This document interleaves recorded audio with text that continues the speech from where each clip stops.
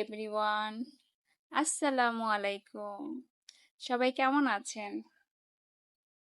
আমি আলহামদুলিল্লাহ আল্লাহর রহমতে বেশ ভালো আছি। এটা ছিল ঈদের আগের লাস্ট ব্লগ। ভাবছিলাম এটা কি শেয়ার করতে পারবো নাকি পারবো না। পরবর্তীতে দেখলাম যে হয়েই গেল। তার কারণ হলো এখানে আমার ভয়েস দেয়া ছিল না, শুধু ভিডিওটা এডিট করে রেখেছিলাম। কালকে ইনশাল্লাহ আমি শ্বশুর বাড়িতে যাচ্ছি ঈদ করতে। তো ওখানে যাওয়ার পরে ঈদের ব্লগ বা বাবা বাড়িতে যাব, সব ব্লগই আপনাদের সাথে শেয়ার করব, কিন্তু ভয়েস দিতে পারবো কি পারবো না একটা কনফিউশনে ছিলাম। পরবর্তীতে দেখি যে না, হয়েই গেল দেয়া। একটু কিছুটা টাইম নিয়ে ভয়েসটা দিয়ে আপনাদের সাথে ভিডিওটা শেয়ার করে যাচ্ছি। সকালবেলা ঘুম থেকে উঠে অলরেডি আমি আমার হাজবেন্ড আমাদের নাস্তা রেডি করে খাওয়া শেষ করেছি, কিন্তু বাবু এখনো ঘুম থেকে ওঠেনি। আর ওকে উঠলে পরে সকালবেলা ঠান্ডা নাস্তা দিলে ক্ষতি হতে পারে, কখনো দেইও নাই। তাই ভাবলাম যে ওঠার আগ মুহূর্তে আমি খিচুড়িটা রেডি করে নেই, ও উঠতে উঠতে খাবারটা ন্যাচারালি একটু ঠান্ডা হবে, তখন আমি উঠলে পরে খাওয়াবো। তো এখানে আমি কিছু গোশত স্লাইস করে ছোট ছোট করে কেটে নিয়েছি। তারপরে ওর জন্য মসুর ডাল আলু কুচি করে ভাতের চাল দিয়ে খিচুড়িটা করে নিয়েছি, কারণ অনেক সময় দেখা যায় যখন বাবুদের কোষ্ঠকাঠিন্য টাইপের একটা সমস্যা থাকে, তখন পোলার চাল দিয়ে না খাওয়ানি ভালো, তাহলে দেখা যায় যে আরো বেশি শরীরটা করা হয়ে যায়। তাই ভাতের চাল দিয়ে দিলে ওই সমস্যাটা আর হয় না। তো যাই হোক, আমি ওর জন্য খিচুড়ি রেডি করে নিয়েছি। আর এখানে আমি ওকে সার্ভ করে দিচ্ছিলাম। ইতিমধ্যে উনি ঘুম থেকে উঠে গিয়ে হঠাৎ করে আমার কাছে চলে আসছে।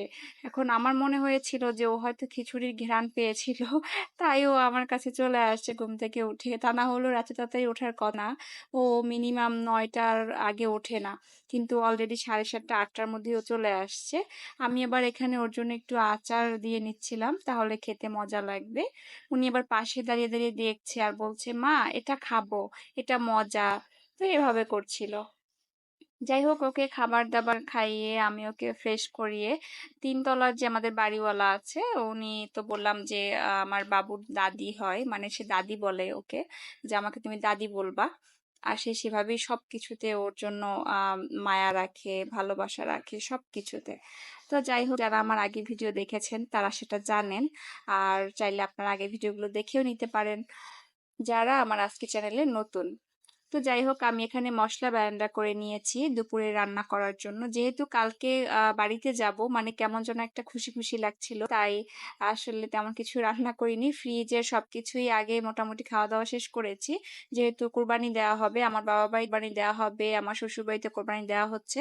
তো গোশ মোটামুটি অল্প কিছু রাখতে হবে। তারপরে মাছ ছিল কিছু, সবকিছু তো আর একবারে খাওয়া যায় না। তাই ফ্রিজটা মোটামুটি একটু খালি করে রেখেছি এবং পরিষ্কার করে নিয়েছি, কারণ গোশ যতটুকুই রাখি বা যাই রাখি, দেখা যাবে যে ফ্রিজটা নোংরা থাকলে বিশ্রী একটা গন্ধ আসবে গোশ থেকে। আর ফ্রিজে রাখলে এমনিতেও মাছের গোশের সবকিছু স্বাদ একদম চেঞ্জ হয়ে যায়। তো যাই হোক, কুরবানি দিয়ে আসলে আমরা অনেকেই আছি ফ্রিজ একদম ভর্তি করে গোশ রেখে দেই। এটা আমি কখনো করি না, কারণ এটা করা ঠিক না। কুরবানি মানে হলো আত্মীয় স্বজনের হক, নিজেদের হক, এগুলো সবকিছু কমপ্লিট করে তারপরে জাস্ট অল্প কিছু রাখতে হয়, যাতে আপনি আর কিছুদিন খেতে পারেন। যাই হোক, এগুলো আমরা সবাই জানি, আমি আর কি বলবো, আমি তো আর বড় ধরনের মুমিন ব্যক্তি না। ধরেন যেন আস্তে আস্তে মুমিন ব্যক্তি হতে পারি। তো এখানে আমি আর চিকেন দিয়ে কিছু মুগ ডাল করে নিয়েছি, আর আলু আর করলা, সরি, কাঁকরোল দিয়ে ডিম রান্না করেছিলাম। আর বছরের প্রথম কাঁঠাল খেয়েছিলাম, সেটাও আপনাদের সাথে শেয়ার করলাম। আর বাবুর জন্মদিন ছিল 2 দিন আগে, তো সেটা আপনারা যারা আগের ব্লগটি দেখেছেন সেটা জানেন। তো সেখানে আমার কিছু কাজিনরা ছিল, তারপরে আমাদের বাড়িওয়ালার মেয়ে ছিল, আমরা সবাই মিলে একটু ঘুরতে যাব, বাট যাওয়া হয়নি। তাই আমরা সবাই মিলে একটু ঘুরতে বের হয়েছিলাম। আর এখানে আমরা ভেলপুরি খাচ্ছিলাম, যেটা বরিশাল বেলস পার্ক ছিল। বেলস পার্কের এই ভেলপুরিটা আমার কাছে খুব মজা লাগে। তা আমি প্রচুর ঝাল খাই, আর আমার কাজিন টিনা ও প্রচুর ঝাল খায়। আমরা এই যে দেখেন আমি কি পরিমাণ ঝাল নিয়েছিলাম। আর এখানে আমরা বুটমুড়ি খাচ্ছিলাম। এটাকে মুড়ি মাখা আমি বলবো না, কারণ টোটালি একদম বুটমুড়ির ফ্লেভার পাচ্ছিলাম আমি। আর এখানে আমি একটু জলপাইয়ের তেল, আচারের তেল আর কি একটু অ্যাড করেছিল। তো যাই হোক, এটা ছিল সন্ধ্যার ব্লগ, মানে টোটালি দিনটা আমার অনেক ব্যস্ত গিয়েছে। বাসায় ফিরতেই দেখি যে বাবুরা আবার বলছে চলো বাবুর জন্য টুকটাক কিছু শপিং করবে। আমি তেমন কিছু কিনবো না, তুমি আর বাবু কিছু কেনাকাটা করো চলো। তো আমরা বাবুর জামা কেনার জন্য আগে চন্দ্রবিন্দুতে যাই। কারণ ওর যত জায়গায় ড্রেস দেখি না কেন, এই চন্দ্রবিন্দুতে এসেই না কেমন যেন মিলে যায়। আর এখানে মেয়েদের কালেকশন দেখে আমার বারবার মেয়েদের কালেকশনের দিকে চোখ যাচ্ছিল। মেয়ে বাবুদের জামা কত সুন্দর, সুন্দর। তো যাই হোক আমরা শপিং করে অলরেডি বাসায় চলে এসেছি। তাই ভাবলাম যে কি কি শপিং করলাম সবকিছু আপনাদের সাথে একটু শেয়ার করে নেই। এখানে আমি ফার্স্টে একটা ওয়াশরুমের জন্য একটা পারফিউম কিনেছি, কারণ আমরা অনেক দিনই বাসায় থাকবো না।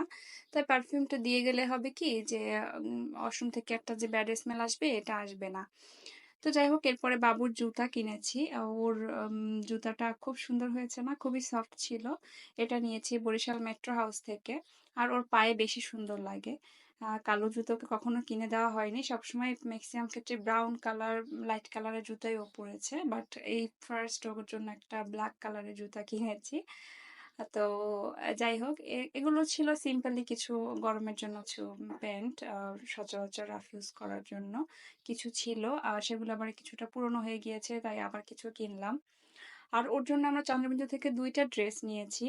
একটা একটু শার্টের টাইপের আর আরেকটা হলো যে একটু, ওটাও শার্ট বাট একটু গেঞ্জি কোয়ালিটিরও হয়েছে। মানে ২ টা কাপড়েই আর কি বলবো, যারা চন্দ্রবিন্দুর ড্রেস পরেন বা পরান বাচ্চাদের তারা তো দেখেনি, ওদের ড্রেসের কোয়ালিটি হলো আলাদা। খুবই সফট, দেখায় সুতির মতো কিন্তু সুতি না, বাট খুবই সফট। তো আমার কাছে খুব ভালো লাগে ওদের ড্রেসের এগুলো, ডিজাইনগুলো সাধ্যের মধ্যে খুবই সুন্দর। আর এই যে ইয়েলো কালারের ড্রেসটা, এটা আমার কাছে বেশি ভালো লেগেছে। কারণ হলো যে এখানে একটু মানে ফুটবল ফুটবল ছিল। আর ওর জন্য আমরা আজকে একটা ফুটবলও কিনেছি। তো মিলে গেছে। আর এখানে ড্রেসের গলাটার সাইড থেকে সুন্দর একটা ডিজাইন করা নিচ বরাবর। এটা আমার কাছে বেশি ভালো লেগেছে। তো যাই হোক এটা ছিল বাবুর জামা। আর ওর জন্য বললাম না একটা বল কিনেছি, এই হলো আমার বাবাটার বল, যেটা কিনা ওর ড্রেসের সাথে মিলে গিয়েছে। আর ও বাড়িতে যেহেতু যাবে গ্রামে, ওখানে গেলে পরে দেখা যাবে উঠোন আছে, ওখানে ও খেলতে পারবে ভালো করে। বাসায় যেটা ছিল আগের ওটা এতটা টাইট টাইপের বল ছিল না, একটু হালকা ছিল। আর এটা খুব হার্ড বল, তাই একটু ভয়েও আছি যে এবার পড়ে গিয়ে ব্যথা না পায়, গায়ে না পড়ে, এই জন্য। তো যাই হোক এখানে ছিল আমার থ্রি পিস। আমি যতই বলি গরমে আমাদের একটু ভারী ড্রেস পরতে একটু প্রবলেম হয়, বা সুতি সবসময়ের জন্য কমফোর্ট জোন, কিন্তু যেহেতু কুরবানি বা একটা অকেশন বলা যায়, তো একটু তো ভারী একটা ড্রেস নিতে হয়। তো মোটামুটি সুতিও না, এটা চিকেন কারিপুর, তো তার উপরে এই থ্রি পিসটা নিয়েছি আমি। আর এই থ্রি পিসটা মোটামুটি ভাইরালই বলা যায়, ঈদের সময় দেখেছি অনেকে কিনেছে, তো আমি এখন কিনিনি, তখন আমার অন্য টাইপের ড্রেস কিনেছিলাম। তাই ভাবলাম যে এখন এই ড্রেসটা কিনি। তো এটা নিয়েছিলাম, এগুলো বেশ ভালোই বড় ছিল। তা আমি আপনাদের সাথে ভিডিও শেয়ার করছি, আর আমার বাবু পাশে এসে আবার আমাকে একটু তদারকি করছিল, মা এটা কি, মা ওটা কি, মানে খুব করছিল। তো ড্রেসের ওড়নাটা বেশ ভালো ছিল, বড় ছিল, আমার জন্য ভালো ছিল। আর সুতোর ওয়ার্ক করা ছিল পুরোটা ড্রেসে। আর আর দুটো যে ছিল থ্রি পিস, সে দুটো সুতির মধ্যে নিয়েছি, প্রিন্ট করা। এগুলো ছিল আপনার পাকিস্তানি মালহার একটা, আর একটা ছিল আপনার এটাকে কি বলে, শ্রেয়া থ্রি পিস নাকি। তো এটা ছিল মালহার থ্রি পিস, সুতির মধ্যে খুবই সফট কাপড়। আর এই কালারটা আসছে লাল, আসলে লাল না, এই কালারটা ছিল মিষ্টি কালার, খুবই সুন্দর একটা কালার। আর এটা ছিল আপনার শ্রেয়া থ্রি পিসটা। এটার কাপড়ের কোয়ালিটিটাও বেশ ভালো ছিল। আমি কমফোর্ট ফিল করব আশা করি। তো আমি এগুলো আর বানাইনি এখন পর্যন্ত। বাড়িতে আমার শ্বশুর বাড়িতে ওখানে একজন ভালো দর্জি আছে। আমি সবসময় সেই ভাবির কাছ থেকে বানাই।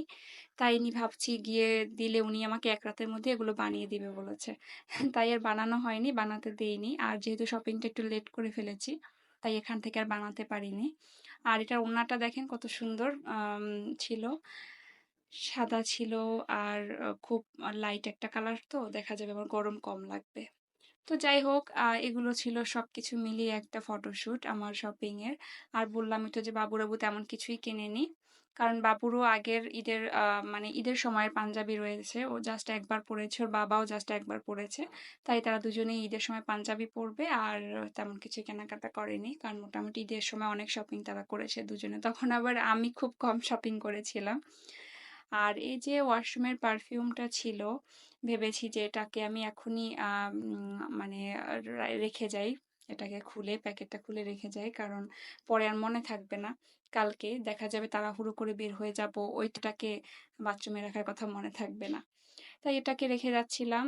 আর হলো যে ভিডিওর অলরেডি লাস্ট পর্যায়ে চলে এসেছি। আপনারা আমার সাথে এতক্ষণ থেকেছেন এজন্য অনেক ধন্যবাদ। আল্লাহ হাফেজ।